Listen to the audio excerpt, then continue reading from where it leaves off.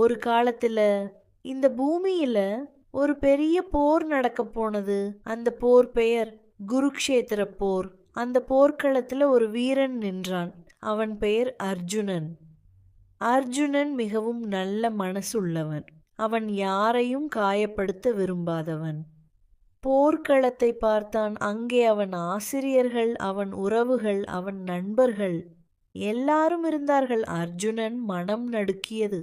இவர்கள் எல்லாரையும் நான் எப்படி எதிர்த்து போரிடுவேன்? இந்த போர் எனக்கு வேண்டாம். அர்ஜுனன் தன் வில்லை கீழே வைத்தான். அவன் கண்களில் கண்ணீர் வந்தது. அப்போது அர்ஜுனனின் அருகில் ஒருவர் நின்றார். அவர்தான் கண்ணன். கண்ணன் அழகாக சிரித்தார். அர்ஜுனா, ஏன் இப்படி கவலையாக இருக்கிறாய்? அர்ஜுனன் சொன்னான், கண்ணா, எனக்கு பயமாக இருக்கிறது. இந்த போர் தவறா இல்லையா? எனக்கு புரியவில்லை. கண்ணன் மெதுவாக சொன்னார், அர்ஜுனா, ஒவ்வொருவருக்கும் ஒரு கடமை இருக்கிறது. நீ ஒரு வீரன். நல்லதை காக்க தவறை தடுக்க நீ போரிட வேண்டும். கடமையை தவிர்க்கக்கூடாது. கண்ணன் தொடர்ந்தார், நல்ல மனசோடு கடமையை செய், பயப்படாதே. பிறகு கண்ணன் சொன்னார், அர்ஜுனா, ஒரு முக்கியமான பாடம் கேள். நல்லதை செய், ஆனால் பலனை நினைக்காதே.